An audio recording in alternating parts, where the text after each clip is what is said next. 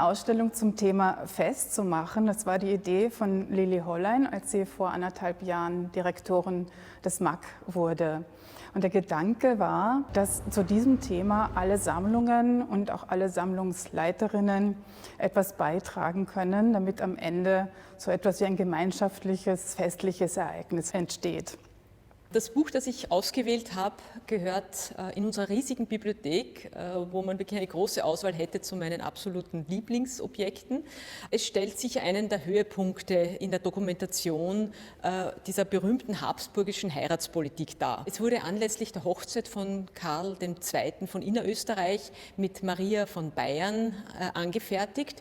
Und die Hochzeit fand 1571 statt und war ein wirkliches Großereignis. Und dieses Buch dokumentiert die pompösen Zeremonielle damaliger Feste der zweiten Hälfte des 16. Jahrhunderts wie nichts anderes. Gestaltet und geschrieben wurde das Buch vom Pritschenmeister Heinrich Wirrich. Beruf Pritschenmeister ist heute natürlich in Vergessenheit geraten. Man muss sich vorstellen, er war Zeremonienmeister, also er war für die gesamte Organisation, den gesamten Ablauf des Festes zuständig, aber er war auch in Personalunion Komödiant, Dichter und hat auch wirklich für die positive Stimmung der gesamten Festbevölkerung war er verantwortlich.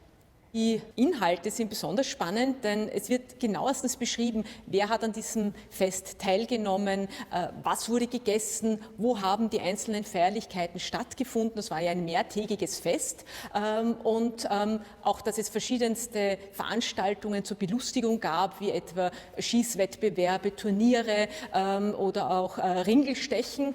Und das Buch zeigt uns wirklich in sehr eindrucksvoller Weise auch den Festzug anlässlich der Hochzeit, wo man also sieht in wirklich sehr allegorischen Darstellungen, in pompösesten Kostümen, den Festzug, wo Menschen mit Schlangenköpfen dargestellt sind oder Riesen als Menschen oder Zwerge, die übergroße Köpfe haben, also sehr unterhaltsam.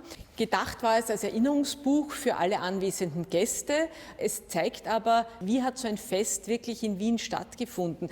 Welche Gebäude gab es in der Hofburg? Wie haben die damals ausgeschaut? Ist es also auch von kulturwissenschaftlich ganz besonderem Wert.